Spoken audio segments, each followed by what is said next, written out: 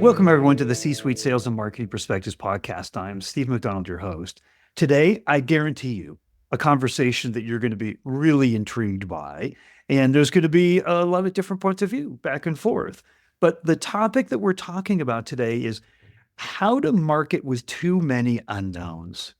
We're supposed to be good at that, right? We're supposed to take in everything, and it's always changing, and it always will, and it's always complex, and everybody has a bunch of different opinions. And by the way, one more thing to throw into the mix is what if you're actually creating a new market, right? What if you don't have a lot of information? What if you have to operate in that environment? And actually, we all do, right? We're all reiterating, and our ICP is complex, and the challenges in the market are complex. And so we're dealing with unknowns all the time.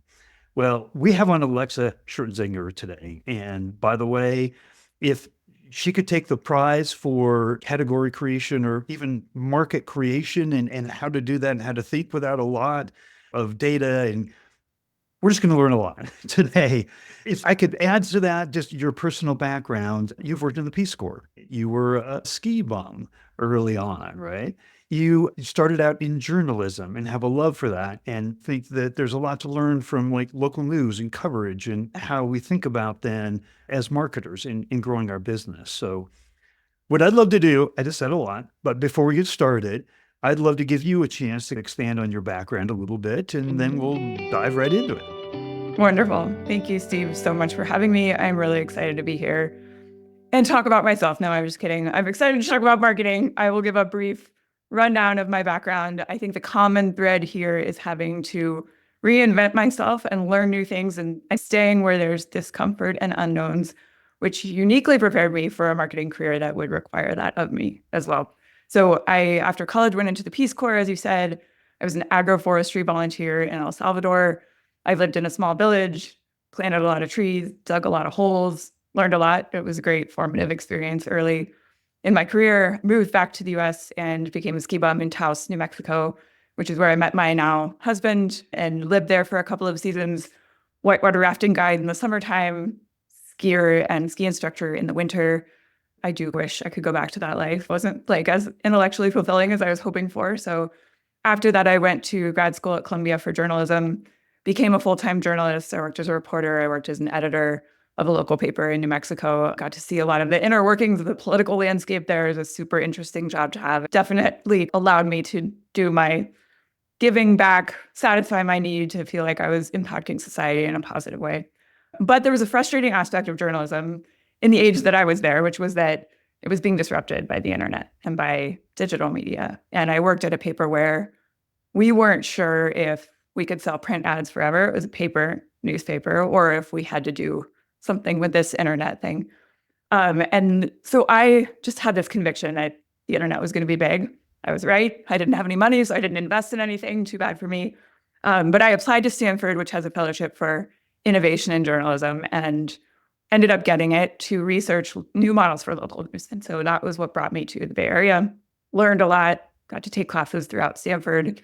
It was an amazing experience. And that is what led me to tech. And so at the end of that fellowship, I kind of had a choice of go back to media and apply what I had learned, or go into tech where there was really interesting stuff happening with digital media and with content. And I wanted to learn kind of everything that was happening there and see if I could apply that eventually to media. Unfortunately, I never went back to media. I got bitten by the tech bug and followed my kind of learning, giving back journey all the way through several jobs in tech, Box, Salesforce, Google, tons of great experiences. I'm now at Watershed. I've been here close to 2.5 years, leading the entire marketing function, building it from scratch, and playing in a whole new space, which we'll talk much more about. Well, I got to tell you in a very good way, I'm exhausted from hearing all that. I don't know if I want a beer or a nap, but what I'd love to do is talk about, first and foremost, your thought on the differences of pure market creation versus category creation. Yeah, I'm excited to talk about this one. I think in tech marketing especially, we often talk about category creation. We're creating a whole new category. We look at companies like Uber that disrupted the taxi industry, and that's a very successful business model for many companies. But I think often what we are talking about is not true category creation. I'm not a scientist. There are whole books on this. I don't want to get too academic about it, but I do think that sometimes we're creating ancillary categories, or we're doing something new with an existing persona, an existing share of wallet, for example. Lots of tech companies are all selling to the same tech personas, and they're all selling into the same tech budgets. What we're doing at Watershed, by contrast, is creating kind of a whole new market around sustainability software. There is no defined persona yet. I mean, there kind of is, and we could talk more about that, but we're inventing a lot of these things from scratch that I think in quote unquote category creation, we sometimes are able to take for granted. We're inventing the budget line item from scratch. It's falling into all these different departments in the organization. And so it means we're reinventing the sales process. We're reinventing how we do marketing. Account-based marketing today looks very different than it did 3 months ago even. And so that pace of change and the level of uncertainty are something totally different from when you at least have some of the building blocks in place and you're able to build on top of them. So what I love about that is we rely on those building blocks, right? We come in and our understanding of personas and, the budget line items and who we're supposed to sell into, who the buying committee is and everything. We have a great deal of familiarity that gives us the permission to make a lot of decisions. But what I love about what you're doing is, and I think that all of us need to do, is we need to think more like pure market creation and not have those assumptions. And Yeah. our personas are complex and they change. Yeah. Trends that impact their industry, their success, how they define ROI, their pain points. And so if we're not kind of acting like you're talking here as pure market creation, executives, then I think we're missing the boat a lot. So that's one of the big reasons why I'm really excited to talk today. But to begin with, right, you talk about data gaps, right? And how do we operate, right, when we don't have the data that we need? I'd love to kind of continue there. Yeah.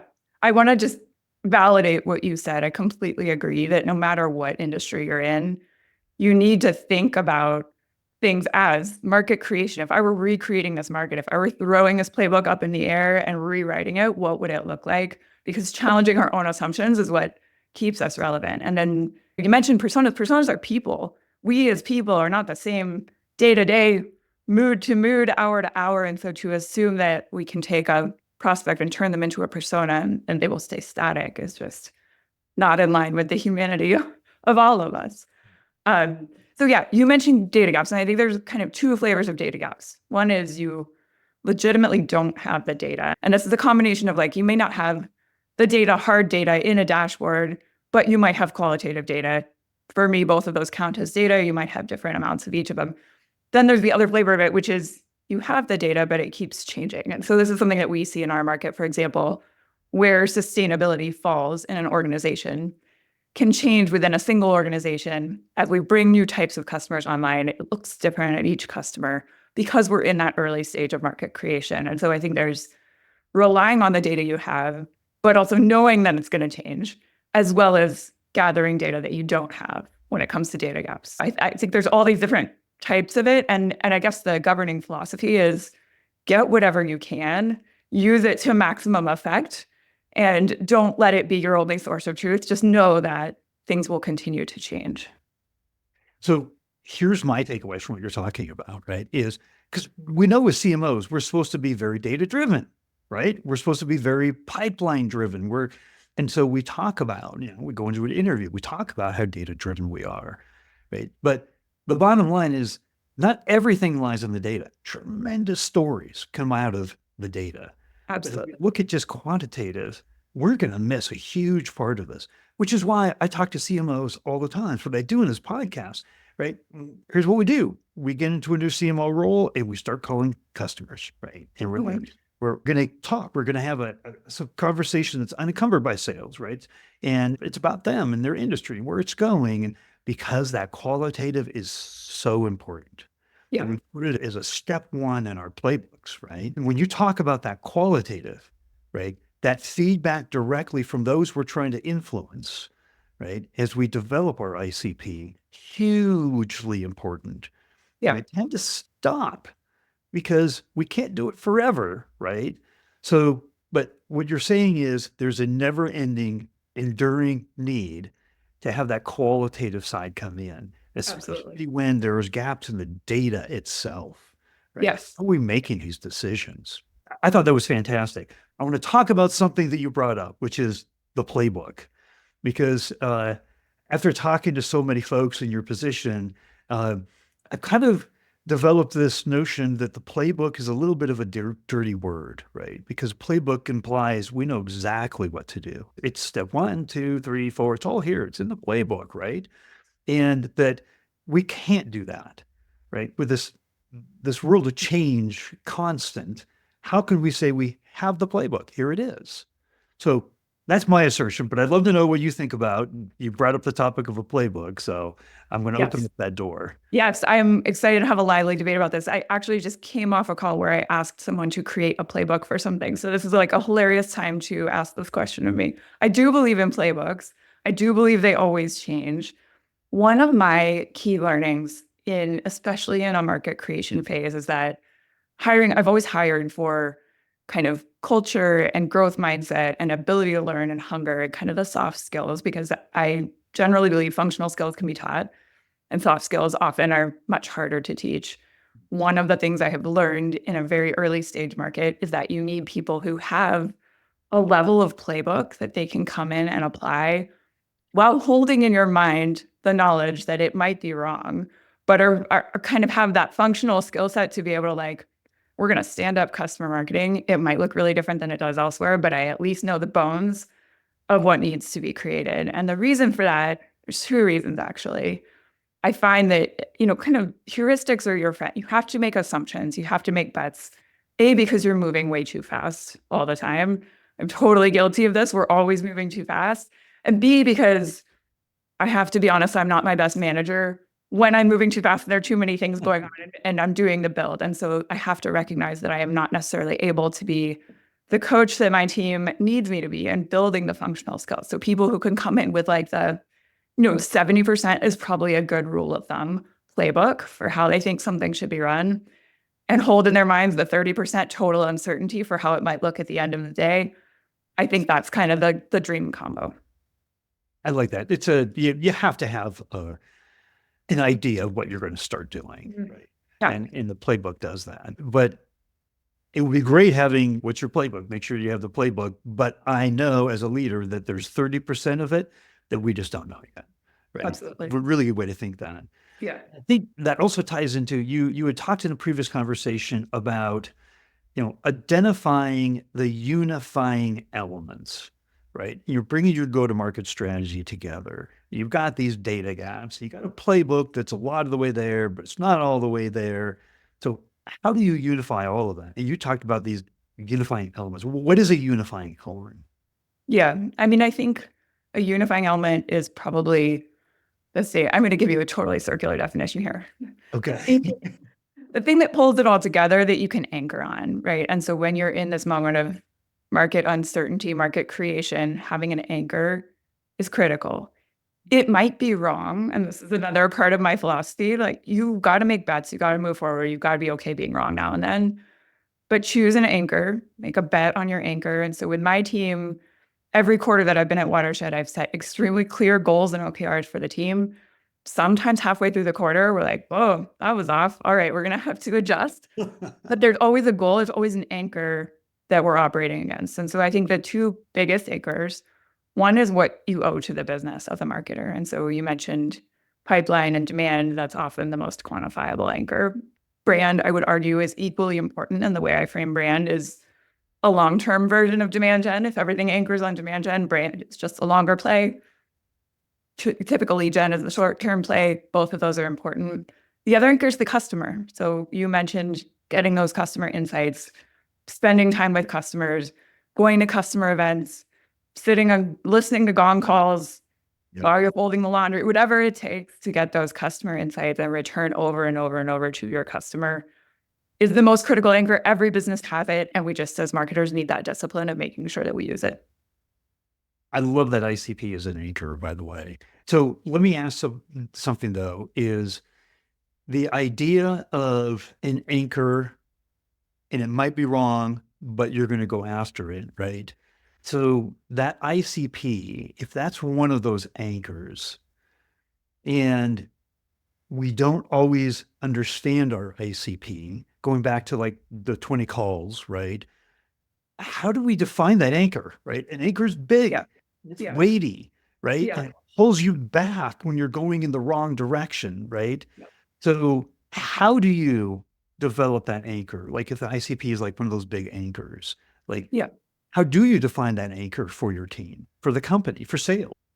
So I think it is rare that you're in a state of complete uncertainty about your ICP. I think sometimes you have your ICP 40% correct and 60% wrong, but there's still a 40% that can inform what you do, and then you iterate the rest. And so I think the sort of continuous learning, continuous insights, and those don't all have to come directly from marketing, by the way. Like talk to your sales team, talk to your product team. Everybody's trying to get the customer insights. And so cross-functional alignment and not barraging the customer with a bunch of calls is also really valuable there. But I think, operating, going back to our data gap conversation, operating with what you know and using that and combining that with the assumption that it's going to change and you'll have unknowns as you go can be enough of an anchor. And yes, to your point, anchors are weighty and they can pull you back or pull you in the wrong direction. And that's where I think you bring in the quantitative data and the business metrics. And, we had a real example of this in Watershed where we had a firmographic ICP that wasn't quite right for our business. And we went through a pretty painful moment of saying, we're going to make a conscious decision to deprioritize this part of the ICP, this potential addressable market that we don't want to go after right now because we can't do everything. We're a startup. And that was really difficult. It impacted marketing metrics. It impacted sales quotas. And it ended up being a really good call. But at the time, it felt like a bet. It felt like an uncertain bet, like we're throwing an anchor down in this bay. I'm going to take this metaphor as far as I can. Okay. And it might be the wrong beach. It might not be where we want to go diving. And it ended up being great for our business. But I do think, staying close to the data and seeing what happens. The reason we made this decision was based on data. And so we kept looking at the data. Is this working? Is this going the direction we thought it would? And it was. And if it hadn't, we would have had to move it again. So there's two really important things. I don't know which one to ask first because they're both really important, but here's one. So you made a conscious decision to say, we're not going to go after this part of the ICP, right? Right. A lot of organizations, part of the misalignment between marketing and sales is we try to define our ICP, but sales, when we have quotas, right, that have to be met, that's what we're judged on. Yeah. We don't meet them, that's bad news, right? So the idea is that the sales has a tendency to, and I've talked to many CROs about this, that they expand the ICP, right? Because if I can get a sale over here, that goes against my quota, right? And part of being an executive in the organization is knowing when to say no. Yeah. Right. And that's the big takeaway that I took from what you just said is we're going to say as an organization, no. If we don't say it in marketing up front, who typically helps define ICPs, then all of a sudden, we're going to be bringing in clients that aren't perfectly matched. So therefore, how we service them and our customer success and our retention rate and how that impacts our NRR scores and all of that, right, is a negative anchor on the organization to bring that analogy back in, right? Thank you. So the idea of saying no, is that one of the most powerful, as an executive in the organization, one of the most powerful decisions that we have to make? I guess that's the question. Yeah, absolutely. And painful. Saying no is very painful. I didn't want to do it. Our CRO didn't want to do it. None of us wanted to do it. But all the cross-functional organizations, all of us together as leaders held hands and said, we're doing this together and nobody wavers. And it's going to hurt in the moment and it's going to serve the long-term needs of the business. I think, look, our organization was pretty small when we did that and it made it easier. We're probably around 100 people. But I also think that's just part of the reason you need these really strong, trusting cross-functional relationships. So no org can function without them because we all knew we had to take the pill and we were at least taking it together. Oh, I love that. Okay, so here's the second question. You talked about, demand generation, short-term, pipeline focus, branding, impact on demand, longer term, there was a 3-time B2B SaaS CMO that came onto the podcast, and she said, today's brand is tomorrow's demand. Oh, I love that. It's such a good I know, point. isn't that great? There's like, I got to tell you, there's probably like 4 or 5 like short sayings like that I've learned that like I use all the time now. Nice. But so here's the question is we tend to think about them as very different activities, right? They cannot be accomplished at the same time. So if we're going to be spending, resources, budgets, is it going to be short-term demand gen? Is it going to be long-term branding? Do those have to be exclusive? No. The $1,000,000 question, right? They are treated that way. They are thought about that way, right? If you come in as a CMO and talk, to your CRO about branding, you're going to see a lot of blank faces a lot of the time because they're going to be like, you're not supporting me. I got this quota. I got it, right? I need you focused here. So that's one of the biggest areas of misalignment between marketing and sales. So I just wanted to ask your opinion about that. Branding in its role in demand generation. Can it be done at once? How do we talk to our CEOs about that? So I think that was about 8 questions at once, but just I'm going to let you take that and answer with however you want. Yeah. Okay. Well, here's where we do have to throw out the playbook because it's a false dichotomy. They have to go together. They have to, because every touch point your customer has with your brand is part of what makes them into from a prospect to a customer to a loyal customer. And so artificially divorcing brand and demand is a disservice, not just to marketing, but to the entire organization and to the customer experience. And I think we are now in the age of integrated campaigns and fully optimized digital customer experiences across every touch point. I mean, all marketers know it's not real. We just like think we can get there, hopefully, with the technology we have someday. But yeah, these things go hand in hand and both are critical. And one of the ways we have solved this with my team, in fact, I'm just coming fresh off of New York Climate Week, which is a big industry event for us. And we did a big brand campaign and we did a customer event and we did a prospect event and we did a bunch of meetings and we met with analysts. It was like pulling everything together in a physical and visual way was really powerful. And we got really positive feedback from sales because they were meeting with customers in a room where they looked out the window and saw the brand campaign on the wall. So like that feeling of like the momentum is all together, I think is really powerful. And we didn't necessarily intend it to be quite as coordinated as it ended up being. But for me, it was a big learning in, cementing the idea that these things are totally intertwined and much more powerful when they're taken together. Ooh, I love that. Because we tend to think, I think my takeaway is we tend to think of things in silos, like demand generation, performance marketing, whatever you want to call it, right? And over here, how are we doing thought leadership and how are we doing, the things that are going to lift the brand and position us as experts, but layering them together and actually thinking them as one go-to-market strategy is unique. I love that story. By the way, we remember things 22 times more when it's told to us in the form of a story.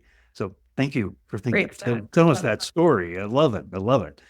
So here's my question to you. We've talked about a lot. What haven't we talked about that we should be talking about in this podcast? Oh, great one. Well, one of the things I have learned, in addition to brand and demand being kind of 2 big pillars of marketing, in this early stage, there is so much power in education and community. And so when you have, I don't think we're alone in this, many companies have a persona who may not have organizational power or may not yet have budget and who is coming up in the organization with a category. And so in sustainability, that is absolutely true, where the sustainability lead at a company was not necessarily a power center in the past, and it is becoming more and more important as sustainability becomes something that every company must do. I saw the same thing like a million years ago when I was marketing cloud products in IT, where like the rise of the data scientists, was like not the sexiest career until suddenly it was. And so I think investing in that audience and coming close to that audience, also another data input that can be really useful, getting close to that persona, providing education and upskilling them, creating a magical community where they can connect with each other, because it could be a pretty lonely job being the one person who's trying to build a category within your organization.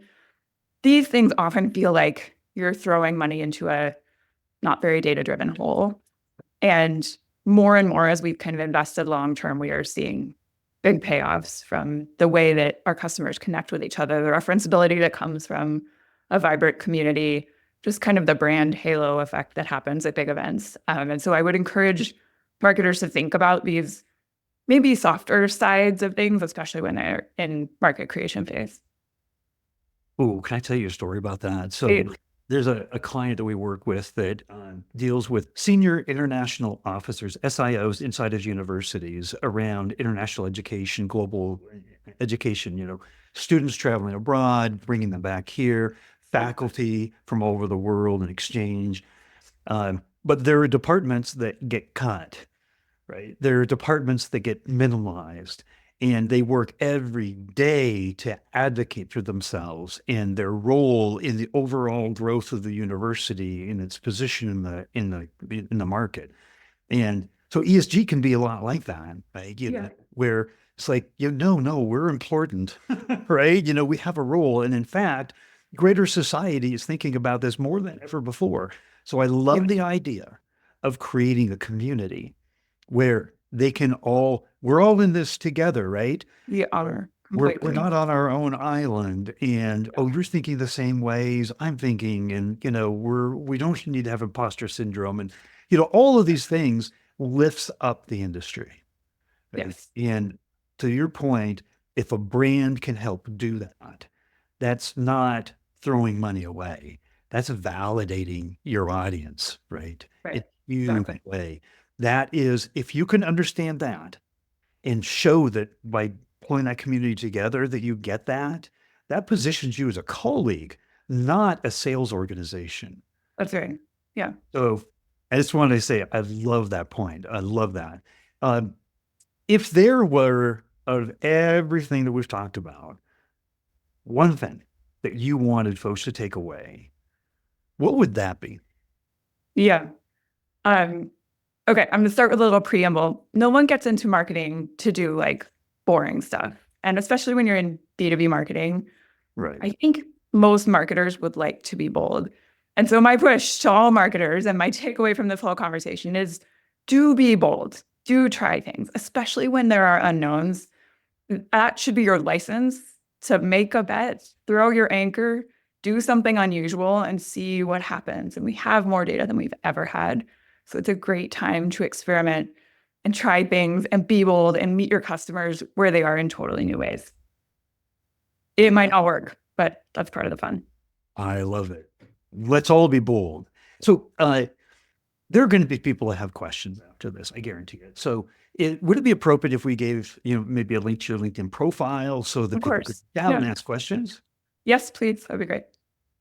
So Alexa, thank you so much for coming on, making us think bold, making us think in so many different ways as like market creators, no matter what stage we are in our companies. That's my biggest takeaway is how do we train ourselves to do that? We get so busy that literally Yeah. sometimes just checking the boxes is all we can do on a daily Yeah. basis, right? So Yeah. being bold, being market creators, great takeaways. Thank you. Thank you for coming on. Thank you so much, Steve. Really enjoyed the conversation.